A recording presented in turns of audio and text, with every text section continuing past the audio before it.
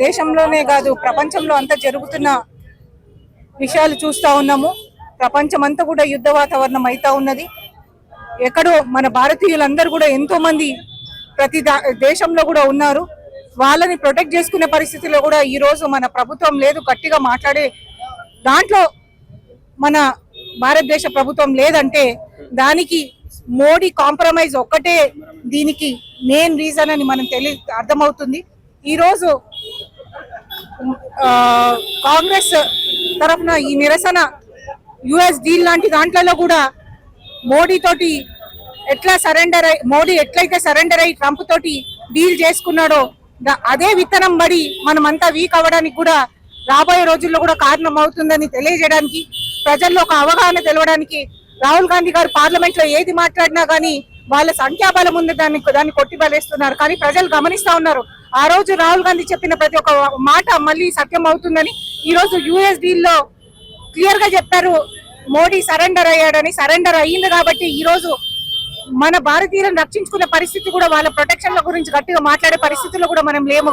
అంతర్జాతీయ స్థాయిలో అంత దిగజారుతున్నాం కాబట్టి ఇవన్నీ కూడా ప్రజలకు తెలవాలని కాంగ్రెస్ తరఫున ఈ రోజు ఖైరతాబాద్ డిసిసి సెల్ వాళ్ళ ఆధ్వర్యంలో ఈ రోజు యుఎస్ ట్రేడ్ డీల్ క్యాన్సిల్ చేయాలని, మనం భారతీయులం ఒక గట్టిగా మాట మీద మన ఓన్ డిసిషన్స్ మనం తీసుకునే పరిస్థితికి రావాలని రాహుల్ గాంధీ గారు ఏదైతే చెప్పారో దానికి నిరసనగా ఈ రోజు ఆ యుఎస్ డీల్ కి నిరసనగా ఈ రోజు మేము అంతర్జాతీయ స్థాయిలో మోడీ వల్లే భారతదేశం ఖ్యాతి పెరుగుతుందని చెప్పేసి బీజేపీ నాయకులు మాట్లాడుతున్నారు. ఎంత ఖ్యాతి పెరుగుతుందంటే యుద్ధం జరుగుతుంటే మన వాళ్ళ గురించి మనం రెండు మాటలు మాట్లాడుకునే పరిస్థితి కూడా ఈ రోజు లేదని వాళ్ళు గమనించాలా, చూడాలా, అర్థం చేసుకోవాలా.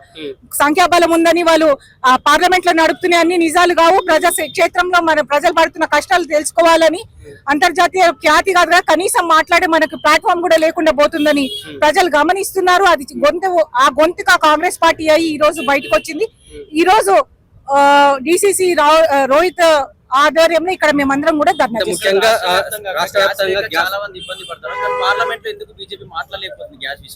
ఒక దిక్కు గ్యాస్ అనే కాదండి, గ్యాస్ తో పాటు గ్యాస్ అంటే నిత్యావసరాలు. ఈ రోజు గ్యాసే కాదు, రేపు ప్రతి ఒక్క నిత్యావసరాలు కూడా పెరిగినా గానీ, ఒక దిక్కు పార్లమెంట్ నడుస్తున్నా గానీ మాట్లాడేది కనీస ధైర్యం కూడా వాళ్ళకి లేకుండా పోతుంది. అది మనం చూస్తా ఉన్నాము.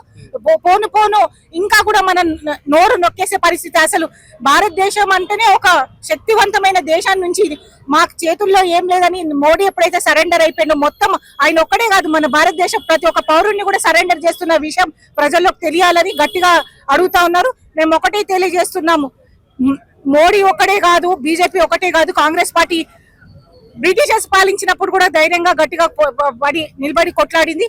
రాహుల్ గాంధీ గారి నేతృత్వంలో, కాంగ్రెస్ పార్టీ నేతృత్వంలో భారత ఖ్యాతి తగ్గకుండా మేమందరం కూడా పోరాడి ఈ సిచ్యువేషన్ నుంచి బయటికి తీసుకొస్తామని తెలియజేస్తాం. గ్యాస్ కొరత లేదు, కావాలనే కాంగ్రెస్ వాళ్ళు ఇదంతా రాదంతం చేస్తున్నారని బీజేపీ వాళ్ళు మాట్లాడుతున్నారు. ఇక ప్రజలకు తెలుసు ఎవరు ఏ రాదంతం చేస్తున్నారు. 100% ప్రజలు గమనిస్తా ఉన్నారు. ఎవరు మాటల మనుషులో, ఎవరు చేతల మనుషుల్లో కాంగ్రెస్ చెప్తుందని కాదు, ఏ మూలకు పోయి చెప్పినా కానీ వాళ్ళు తెలుస్తా ఉన్నది. ఈ రోజు చిన్న చిన్న చాయ్ బండి వాళ్ళు కూడా బంద్ చేసుకుంటున్నారు, గ్యాస్ సిలిండర్లు దొరుకుతలేవని.